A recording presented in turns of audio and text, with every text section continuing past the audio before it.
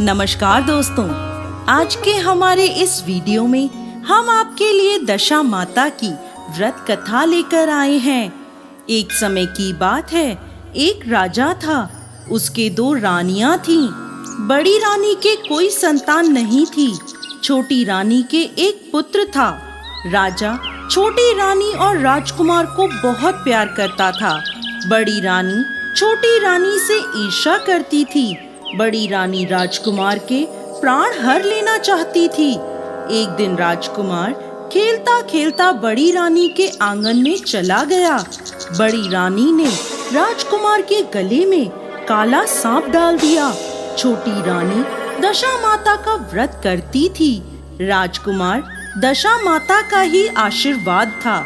दशा माता की कृपा से राजकुमार के गले से वो सांप बिना कोई नुकसान पहुंचाए चला गया। दूसरे दिन बड़ी रानी ने लड्डू में जहर मिलाकर राजकुमार को खाने के लिए दिया। जैसे ही राजकुमार लड्डू खाने लगा तो दशा माता एक दासी का रूप धारण करके आई और राजकुमार के हाथ से लड्डू छीन लिया। बड़ी रानी का ये वार भी खाली गया। अब उसे चिंता हुई कि किस तरह वो राजकुमार को मारे। तीसरे दिन जब राजकुमार फिर खेलता हुआ बड़ी रानी के आंगन में आया तो रानी ने उसे पकड़कर गहरे कुएं में धकेल दिया। लेकिन दशा माता ने उसे बीच में ही पकड़ लिया। सारे राजमहल में राजकुमार की तलाश होने लगी। राजा वे छोटी रानी पुत्र शोक में रोने लगे। तब दशा माता ने एक भिखारन का रूप धारण किया और राजकुमार को गले से लगाए एक कपड़े में छुपाकर राजमहल के द्वार पर पहुंची और भिक्षा मांगने लगी। तब सिपाहियों ने उन्हें दूर हटाते हुए कहा, माई, तुझे भिक्षा की पड़ी है, यहाँ राजकुमार खो गया है। इस पर दशा माता बोली, भाइयों, पुण्य का प्रभाव बड़ा विचित्र होता है। यदि मुझे भिक्षा मिल जाए तो संभव है कि खोया हुआ राजकुमार तुम्हें मिल जाएगा।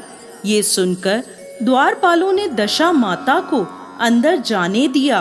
वह अंदर गई और राजकुमार को छोटी रानी के आंगन में छोड़ दिया और वापस चली। परंतु छोटी रानी ने भिखारन के रूप में आई दशा माता को देख लिया। उसने कहा, रुको, तुम कौन हो? तुमने 3 दिन तक मेरे बेटे को छुपा कर रखा, ऐसा तुमने क्यों किया? इस पर दशा माता ने छोटी रानी को अपने दर्शन देते हुए कहा, मैं तुम्हारे पुत्र को चुराने वाली नहीं हूँ। मैं तो तुम्हारी आराध्य देवी हूँ। मैं तुम्हें सचेत करने आई हूँ। बड़ी रानी तुमसे ईर्ष्या करती है। वो तुम्हारे पुत्र के प्राण हर लेना चाहती है। और दशा माता ने बड़ी रानी की सारी करतूत छोटी रानी को बता दी। ये सुनकर छोटी रानी दशा माता के आगे हाथ जोड़कर खड़ी हो गई और बोली, माता, जैसी कृपा आपने मुझ पर करी, मैं चाहती हूँ आप सदैव राजमहल में विराजमान रहें और मैं आपकी सेवा पूजा करूँ। इस पर दशा माता बोली, मैं किसी के घर नहीं रहती। जो श्रद्धा पूर्वक मेरा ध्यान स्मरण करता है, मैं उसके हृदय में निवास करती हूँ। मैंने तुम्हें साक्षात दर्शन दिए हैं, इसलिए तुम सुहागन स्त्रियों को बुलाकर विधिवत आदर सत्कार के साथ भोजन कराओ और नगर में ढिंडोरा पिटवा दो कि सभी लोग मेरा व्रत करें। ऐसा कहकर दशा माता अंतर्ध्यान हो गई। हे दशा माता, जैसी कृपा छोटी रानी पर करी, वैसे ही इस कहानी को कहते, सुनते और हुंकार भरते सब पर करना। जय दशा माता।